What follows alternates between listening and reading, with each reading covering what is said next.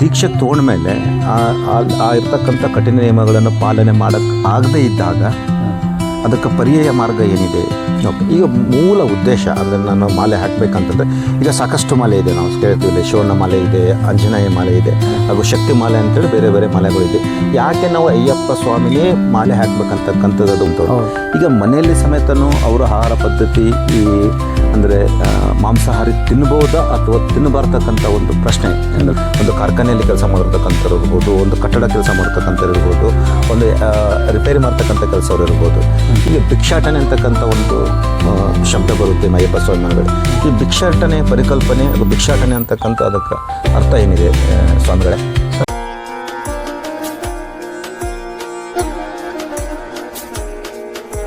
ದೀಕ್ಷೆ ತೊಗೊಂಡ ಮೇಲೆ ಅಂದರೆ ಅದರ ಕಠಿಣವಾದ ನಿಯಮಗಳು, ಈಗ ಫಾರ್ ಎಕ್ಸಾಂಪಲ್ ಉದಾಹರಣೆಗೆ ಹೇಳ್ಬೇಕಂತಂದರೆ ಈಗ ಯಾರೋ ಒಬ್ಬರು ದೀಕ್ಷೆ ತೊಗೊಳ್ತಾರೆ. ಆ ದೀಕ್ಷೆ ತೊಗೊಂಡ್ಮೇಲೆ ಆ ಇರ್ತಕ್ಕಂಥ ಕಠಿಣ ನಿಯಮಗಳನ್ನು ಪಾಲನೆ ಮಾಡೋಕ್ಕೆ ಆಗದೇ ಇದ್ದಾಗ ಅದಕ್ಕೆ ಪರ್ಯಾಯ ಮಾರ್ಗ ಏನಿದೆ ಸ್ವಾಮಿಗಳೇ? ಅಂದರೆ ಉದಾಹರಣೆಗೆ ಈಗ ನಾನು ತೊಗೊತಾ ಇದ್ದೀನಿ, ಈ ನನಗೆ ಅದು ನಿಯಮಗಳನ್ನ ಪಾಲನೆ ಮಾಡೋಕ್ಕಾಗ್ತಾ ಇಲ್ಲ, ನಾನು ಬಿಟ್ಟು ಬಿಡ್ತೀನಿ ಅಂತಕ್ಕಂಥ ಒಂದು ಸಂದರ್ಭ ಬಂತಂದರೆ ಅದರ ದೋಷ ಏನಿದೆ ಅಥವಾ ಅದರಿಂದ ಆಗ್ತಕ್ಕಂಥ ಪರಿಣಾಮಗಳೇನು ಸ್ವಾಮಿಗಳೇ? ಪರಿಣಾಮ ಆಗ್ತಾವೆ ಸ್ವಾಮಿ. ಓಕೆ ಸ್ವಾಮಿ. ಅವು ಫೇಸ್ ಮಾಡೋಕೆ ಅವ್ರು ರೆಡಿ ಇರಬೇಕು. ಯಾಕಂದರೆ ಇದು ನಾವು ನಮಗೆ ಅನುಭವ ಆಗಿರೋ ಮಟ್ಟಿಗೆ ಫಸ್ಟ್ ಆಫ್ ಆಲ್ ಬೆಂಕಿ ದೇವರು ಅಯ್ಯಪ್ಪನ ದೀಕ್ಷೆ ಪಡಿಬೇಕಾದ್ರೆ ಎಲ್ಲರಿಗೂ ದೀಕ್ಷೆ ಮಾಡ್ಬೇಕಂಬುದು ಇರೋದಿಲ್ಲ. ಎಷ್ಟೋ ಕೋಟಿಗಟ್ಟಲೆ ದುಡ್ಡಿದ್ರೂ ಅವ್ರು ಮಾಲೆ ಹಾಕೋಕ್ಕಾಗಲ್ಲ, ವ್ರತ ಮಾಡೋಕ್ಕಾಗಲ್ಲ, ಯಾವುದೇ ರೀತಿ ಇಷ್ಟೇ ನಿಯಮಿತವಾಗಿ ವ್ರತಾಚರಣೆ ಮಾಡೋಕ್ಕೂ ಆಗಲ್ಲ. ನಾವು ಈಗ ದೀಕ್ಷೆ ಮಾಡ್ತಾಯಿದ್ದೀವಿ, ವ್ರತಾಚರಣೆ ಮಾಡ್ತಾಯಿದ್ದೀವಿ ಅಂದರೆ ಪೂರ್ವ ಜನ್ಮದ ಸುಕೃತಿ ಫಲ ನಮ್ಮದು, ನಾವು ಮಾಡ್ತಾಯಿದ್ದೀವಿ. ಎಲ್ಲರಿಗೂ ಈ ಅನುಭವ ಆಗಲ್ಲ, ಅದು ಆಗೋದಿಲ್ಲ. ಆದರೆ ಆಗೋದಿಲ್ಲ ಅಂತಂದರೆ ಅವರು ಮತ್ತೆ ಬಂದ ಮೇಲೆ ಏನಾದರೂ ತೊಂದರೆ ತಾಪತ್ರೆಗಳಾದರೆ ಅವರು ಹೊಣೆಗಾರರಾಗ್ತಾರೆ. ಓಕೆ. ಈಗ ಮೂಲ ಉದ್ದೇಶ ಅಂದರೆ ನಾನು ಮಾಲೆ ಹಾಕಬೇಕಂತಂದರೆ ಈಗ ಸಾಕಷ್ಟು ಮಾಲೆ ಇದೆ, ನಾವು ಕೇಳ್ತೀವಿ ಶಿವನ ಮಾಲೆ ಇದೆ, ಆಂಜನೇಯ ಮಾಲೆ ಇದೆ, ಹಾಗೂ ಶಕ್ತಿ ಮಾಲೆ ಅಂತೇಳಿ ಬೇರೆ ಬೇರೆ ಮಾಲೆಗಳಿದೆ. ಯಾಕೆ ನಾವು ಅಯ್ಯಪ್ಪ ಸ್ವಾಮಿನೇ ಮಾಲೆ ಹಾಕಬೇಕಂತಕ್ಕಂಥದ್ದು ಅದು ವೈಯಕ್ತಿಕ ಇಚ್ಛೆನ ಅಥವಾ ಆಧ್ಯಾತ್ಮಿಕವಾಗಿ ಈ ಬೇರೆ ಮಾಲೆಗಳಿಗಿಂತ ಹೆಚ್ಚಿನ ಒಂದು ಪ್ರಭಾವ ಈ ಅಯ್ಯಪ್ಪ ಸ್ವಾಮಿ ಮಾಲೆಗಿದೆ ಸ್ವಾಮಿಗಳೇ? ಬೇರೆ ಮಾಲೆ ಅಂದರೆ ಈಗ ನಾವು ಹೇಳೋದು ಯಾವ ಮಾಲೆ ಆದರೂ ಒಂದೇ, ಎಲ್ಲರೂ ಒಂದೇ ಯಾವುದೇ ಒಂದು ದೇವ್ರನ್ನ ನಾವು ಪೂಜಿಸಿದ್ರೂ ಹೊರ ಕೊಡ್ತಾನೆ. ಯಾವುದೇ ಒಂದು ದೇವರಿಗೆ ಒಂದು ಮಂಡಲ ಕಾಲ ವ್ರತ ಮಾಡಿದರೆ ನಾವು ಅಂದ್ಕೊಂಡಿದ್ದು ಆಗುತ್ತೆ. ಆದರೆ ಅಯ್ಯಪ್ಪ ಸ್ವಾಮಿದೇ ಯಾಕೆ ಅಂತಂದರೆ ಇಲ್ಲಿ ಜಾತಿ ಮತ ಭೇದ ಭಾವ ಯಾವುದೇ ಇಲ್ಲದೆ ಇದೆ, ಎಲ್ಲರೂ ಒಂದೇ ಕಡೆಗೆ ಇದ್ದು ಭಕ್ತಿ ಭಾವಲಾಸಿಂದ ಪೂಜೆ ಮಾಡ್ತೀವಿ. ನಮಗೆ ಗುರುಗಳು ಅಂತ ಇದ್ದು ಅವರೆಲ್ಲ ಮಾರ್ಗದರ್ಶನ ಕೊಟ್ಟು ನಮಗೆ ಎಲ್ಲ ರೀತಿ ಆಗು ಹೋಗುಗಳನ್ನೆಲ್ಲ ನಿಭಾಯಿಸ್ಕೊಂಡು ಕರ್ಕೊಂಡು ಬರ್ತಾರೆ ಅನ್ನೋ ಒಂದು ಉದ್ದೇಶಕ್ಕೆ ಅಯ್ಯಪ್ಪ ಸ್ವಾಮಿ ಮಾಲೆನೇ ಹಾಕಿ. ಈಗ ಅಯ್ಯಪ್ಪ ಸ್ವಾಮಿ ಮಾಲೆ ಹಾಕಿದ ನಂತರ ಏನು ನಿತ್ಯ ಕರ್ಮಗಳೇನಿರುತ್ತೆ, ಪೂಜಾ ಕೈಂಕರ್ಯಗಳಾಗಿರ್ಬೋದು ಅಥವಾ ವೈಯಕ್ತಿಕವಾಗಿ ನಾವು ಪಾಲನೆ ಮಾಡಿರ್ತಕ್ಕಂಥ ನಿತ್ಯ ಕರ್ಮಗಳೇನಿದೆ ಸ್ವಾಮಿಗಳೇ? ಸ್ವಾಮಿ ಬೆಳಗ್ಗೆ ಬ್ರಾಹ್ಮಿ ಮುಹೂರ್ತ ಅಂದರೆ 2:30 5:30 ಒಳಗಡೆ ಸ್ನಾನ ಆಗಿ ಪೂಜೆ ಆಗ್ಬೇಕು ಸ್ವಾಮಿ, ಫಸ್ಟ್ ಅದು. ಓಕೆ ಸ್ವಾಮಿ.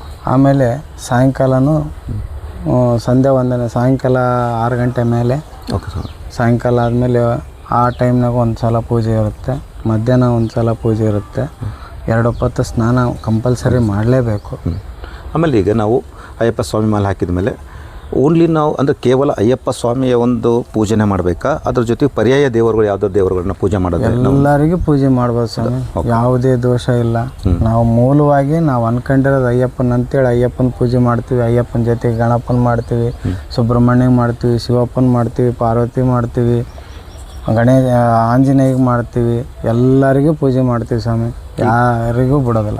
ಈಗ ಆಹಾರ ಪದ್ಧತಿ ಅಂತ ಬಂದಾಗ ಅಂದರೆ ಮಾಲೆ ಹಾಕಿದ ಮೇಲೆ ನಾವು ಯಾವ ಆಹಾರವನ್ನು ತೊಗೊಳ್ಬೇಕು, ಆಮೇಲೆ ಎಷ್ಟು ಸಮಯ ತೊಗೊಳ್ಬೇಕು, ಅದಕ್ಕೆ ನಿರ್ದಿಷ್ಟವಾದ ಏನಾದರೂ ನಿಯಮಗಳಿದೆ ಸ್ವಾಮಿಗಳೇ? ಸ್ವಾಮಿ ಸಾತ್ವಿಕ ಆಹಾರ ನಮಗೇನಾದರೂ ಅಂದರೆ ಈಗ ಈರುಳ್ಳಿ ಬೆಳ್ಳುಳ್ಳಿ ಇಲ್ಲದ್ದು ಸಾತ್ವಿಕ ಆಹಾರ ನಾವು ಸೇವನೆ ಮಾಡ್ಬೇಕಂತ ಹೇಳಿದೆ. ಈಗ ನನಗೆ ಇನ್ನೊಂದು ಪ್ರಶ್ನೆ ಸ್ವಾಮಿಗಳೇ, ಈಗ ಉದಾಹರಣೆಗೆ ಯಾರು ಹೊಸದಾಗಿ ಮಾಲೆ ಹಾಕಿರ್ತಾರೆ ಅಂದ್ಕೊಳ್ಳಿ ಸ್ವಾಮಿಗಳೇ, ಈಗ ಅವರಿಗೆಲ್ಲ ಕಟ್ಟುನಿಟ್ಟಿನ ದೀಕ್ಷೆಯಲ್ಲಿ ಬರ್ತಕ್ಕಂಥ ನೀತಿ ನಿಯಮಗಳನ್ನು ಹೇಳ್ಕೊಡ್ತಾರೆ. ಈಗ ಆ ಕುಟುಂಬ ವರ್ಗದವರು ಏನಾದರೂ ವಿಶೇಷವಾಗಿ ಆ ದೀಕ್ಷೆ ಸಮಯದಲ್ಲಿ ತಾವು ನಿಯಮಗಳನ್ನು ಪಾಲನೆ ಮಾಡ್ತಕ್ಕಂಥ ಯಾವುದೋ ವಿಶೇಷ ನಿಯಮಗಳು ಆ ಕುಟುಂಬ ವರ್ಗದವರಿಗೆ ಏನಿದೆ ಸ್ವಾಮಿಗಳೇ? ನಿಯಮಗಳು ಏನೂ ಇಲ್ಲ ಸ್ವಾಮಿ.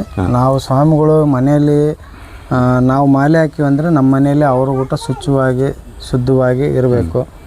ಅವರು ನಾವೀಗ ಹೆಂಗೆ ಎರಡು ಹೊತ್ತು ಸ್ನಾನ ಪೂಜೆ ಮಾಡ್ತೀವಿ, ಅದೇ ರೀತಿ ಅವ್ರ ಮನೆಯಲ್ಲಿ 2 ಹೊತ್ತು ಸ್ನಾನ ಪೂಜೆ ಮಾಡ್ಕೊಂಡು ಅವರು ಊಟ ಅಲ್ಲಿ ಮನೆಯಲ್ಲಿ ವ್ರತ ಮಾಡ್ತಾರೆ ಸ್ವಾಮಿ. ನಾವು ಮಾಡ್ತೀವಿ, ಅವರು ಮಾಡ್ತಾರೆ. ಈ ಕಡೆಗೂ ಮಾಡಿದರೆ ಆ ಕಡೆಗೂ ಮಾಡಿದ್ರೇ ಫಲ ಸಿಗ್ತತೆ. ಆಮೇಲೆ ಇನ್ನೊಂದು ಆಹಾರ ಒಂದು ವಿಷಯ ಬಂದಾಗ, ಈಗ ಉದಾಹರಣೆಗೆ ಕೆಲವೊಂದು ಜನ ಮನೆಯಲ್ಲಿ ಅಂದರೆ ಮಾಂಸಾಹಾರಿಗಳಿರ್ತಾರೆ. ಈಗ ದೀಕ್ಷೆ ಹಾಕಿದಾಗ ಮಾಂಸಾಹಾರಿ ತೊಗೊಳ್ಳೋದಿಲ್ಲ ಯಾರು ದೀಕ್ಷೆ ತೊಗೊಂಡಿರ್ತಕ್ಕಂಥವ್ರು. ಈಗ ಮನೆಯಲ್ಲಿ ಸಮೇತನೂ ಅವರ ಆಹಾರ ಪದ್ಧತಿ ಈ ಅಂದರೆ ಮಾಂಸಾಹಾರಿ ತಿನ್ಬೋದಾ ಅಥವಾ ತಿನ್ನಬಾರ್ತಕ್ಕಂಥ ಒಂದು ಪ್ರಶ್ನೆ ತಿನ್ನಬಾರ್ದು ಸ್ವಾಮಿ ಅಂತ. ಶಬರಿಮಲೆಗೆ ಅವರು ಸ್ವಾಮಿಗಳು ಹೋಗಿ ಬಂದು ದೀಕ್ಷೆ ಮುಗಿಯೋವರೆಗೂ ಯಾವುದೇ ರೀತಿ ಮಾಂಸಾಹಾರ ಸ್ವೀಕಾರ ಮಾಡಿ ಮನೆಯಲ್ಲಿ ಸಮೇತನೂ ಸಾತ್ವಿಕ ಆಹಾರವನ್ನೇ ತೊಗೊಳ್ಬೇಕಾಗತ್ತೆ ಅಂತ ಹೇಳ್ತಾರೆ ಸ್ವಾಮಿ. ಓಕೆ, ಈಗ ಇನ್ನೊಂದು ಗುರುಗಳೀಗ ಗುರುಸ್ವಾಮಿ ಆದಮೇಲೆ ಈಗ ದೀಕ್ಷೆ ಕೊಟ್ಟ ಮೇಲೆ ಎಷ್ಟು ಅಂದರೆ ನಿರ್ದಿಷ್ಟವಾಗಿ ಅದು 41 ದಿನಗಳೇ ದೀಕ್ಷೆ ಇದೆನಾ ಅಥವಾ ಅದರಲ್ಲಿ ಬೇರೆ ಬೇರೆ ರೀತಿಯಾದ ಯಾವುದೋ ದೀಕ್ಷೆಗಳಿದೆ? 48 ದಿನ ಸ್ವಾಮಿ. ಒಂದು ಮಂಡಲ ಕಾಲ ಅಂದರೆ 48 ದಿನ. 48 ದಿನಗಳ ಮಂಡಲಿ. ಆಮೇಲೆ ಇಲ್ಲಿ ಇನ್ನೊಂದು ಹೇಳೋದಂತಂದ್ರೆ, ಈಗ ಯಾಕೆ ನಾವು ಪೀಠದಲ್ಲೇ ಬಂದು ಮಾಲೆ ಹಾಕ್ಕೊಂಡು ಪೀಠದಲ್ಲೇ ಪೂಜೆ ಮಾಡಬೇಕು, ಮನೆಯಲ್ಲಿ ಯಾಕೆ ಮಾಡಬಾರ್ದು? ಅಂದರೆ ಅದಕ್ಕೆ ಆಧ್ಯಾತ್ಮಿಕವಾದ ಚಿಂತನೆ ಇದೆನಾ ಅಥವಾ ಏನು ನಮಗೆ ವೈಜ್ಞಾನಿಕವಾಗಿ ಏನಾದರೂ ಅದರಲ್ಲಿ ಒಂದು ನಮಗೆ ಪರಿವರ್ತನೆ ಕಾಣುತ್ತೇನೆ ಸ್ವಾಮಿಗಳೇ? ಆಧ್ಯಾತ್ಮಿಕವಾಗಿ ಹೇಳ್ಬೇಕಂದ್ರೆ ಬ್ರಹ್ಮಚರ್ಯ ಮನೆಗಿದ್ದು ಮಾಡೋದಾಗೋದಲ್ಲ. Okay sir. ನಾವು ದೂರ ಸಂಸಾರ ಲಾಸಿಂದ ದೂರ ಇದ್ರೇ, ಮನೆಯಿಂದ ದೂರ ಇದ್ರೇ ಬ್ರಹ್ಮಚರ್ಯ ದೀಕ್ಷೆ ಮಾಡೋಕೆ ಅನುಕೂಲ. ಅಲ್ಲೇ ಬಗಲಾಗಿದ್ದರೆ ನಮ್ಮ ಮನಸ್ಸು ಚಂಚಲ ಆಗ್ತತೆ, ಇಲ್ಲದ್ವೆಲ್ಲ ಆಲೋಚನೆ ಬರ್ತಾವೆ. ಹಂಗಾಗಿ ಸಪ್ರೇಟಾಗಿ ಪೀಠ ಮಾಡ್ಕೊಂಡು ಸಪ್ರೇಟಾಗಿರೋದು. ಓಕೆ. ಆಮೇಲೆ ಈಗ ಮಾಲೆ ಹಾಕಿದವರು, ಈಗ ನಾವು ಜೀವನ ನಡೆಸಬೇಕಾದ್ರೆ ನಾವು ಕೆಲಸ ಮಾಡಲೇಬೇಕು. ನಮ್ಮ ಜೀವನ ನಡೆಯಬೇಕಾದ್ರೆ ಈಗ ಯಾವ ಒಬ್ಬ ವ್ಯಕ್ತಿನೂ 41 ದಿನ ಮಾಲೆ ಹಾಕಿದ್ದಾನೆ ಅಥವಾ 48 ದಿನ ಮಾಲೆ ಹಾಕಿದ್ದಾರೆ ಅಂತಂದ್ರೆ ಅವರು ಕೆಲಸ ಬಿಟ್ಟರೆ ಜೀವನ ನಿರ್ವಹಣೆ ಮಾಡ್ತಕ್ಕಂಥದ್ದು ಭಾಳ ತೊಂದರೆ ಆಗುತ್ತೆ. ಈಗ ಜೀವನ ನಿರ್ವಹಣೆ ಮಾಡೋ ಸಲುವಾಗಿ ಅವರು ನಿತ್ಯ ಅವ್ರ ಕರ್ತವ್ಯ ಏನಿದೆ ಅದನ್ನು ನಿಭಾಯಿಸ್ಬೋದಾ ಅಥವಾ ಅದರಲ್ಲೂ ಏನಾದರೂ ನಮಗೆ ನಿಯಮಗಳಿದೆ? ನೇಮ ಇಲ್ಲ. ಅವ್ರು ಏನೇ ಕೆಲಸ ಮಾಡಲಿ, ಕಾಯಕ ಅವ್ರು ಏನೇ ಇರಲಿ ಮಾಡ್ಬೋದು, ಯಾವುದೇ ಅಭ್ಯಂತರ ಇಲ್ಲ. ಅವ್ರ ಕಾಯಕ ಮಾಡ್ಕೊಂಡು ವ್ರತ ಮಾಡಬೇಕು. ಯಾರು ಮಾಲೆ ಹಾಕ್ಯಾರ ಅಂತಂದೇಳಿ ಕಾಯಕ ಬಿಟ್ಟು ವ್ರತ ಮಾಡಂತ ಯಾರು ಹೇಳಲ್ಲ. ಕಾಯಕ ಮಾಡಿದ್ರೇ ಮುಂದೆ ಜೀವನ. ದುಡ್ಡಿದ್ರೆ ಎಲ್ಲ ಆಗತ್ತೆ.